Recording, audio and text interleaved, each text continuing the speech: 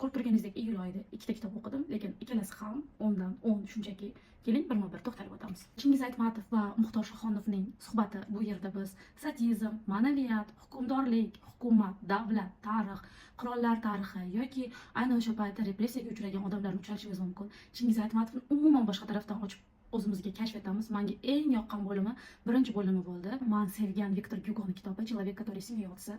Bu kitob shunchaki yuragimni shu darajada parcha-parcha qilib yubordi, haligacha tiklashga ulgurmadim. Angliyada 17-18 asrlarda komprochikoslar bo'lgan. Komprochikoslar kabi yo'q, ular bolalarni o'g'irlamagan, ular bolalarni sotib olgan va sotgan. Sotib olib sotganda ham shunchaki sotmagan, o'sha bolalardan urug'lar yaratgan. Ya'ni maxluqotlar desa ham bo'ladi. Tasavvur qiling, 2-3 yoshli bolalarni sotib olib, ularni og'zidan qulog'igacha yirtib xunuk qilish, xalqqa tomosha kerak, qirolga ham tomosha kerak. Aynan shu baxtsizlardan baxtli qanaqadir bir masxaraboz yasab, o'shalarni sotgan, umrini oxirigacha ana o'sha tavqilonat bilan o'sha bolalar yashagan. Bu o'ta bir yurakni ezib yuboradigan sahna.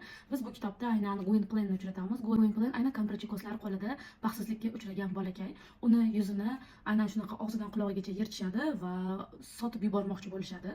Oradan bir muncha vaqt o'tganidan keyin esa aynan o'sha Angliyada shunaqangi insonlar, bolalarni sotadigan odamlarga aniq bir qonuniy chora ko'rib boshlangandan keyin u bolani Gwynplenni shunchaki sohil bo'yiga irqitib yuborishadi va o'z taqdiringni o'zing ko'rgin deyishadi. Chingizga arziydi, men juda ham tavsiya qilgan bo'lardim. O'qib chiqing va aynan shu yo'lga kelib o'z fikringizni qoldiring.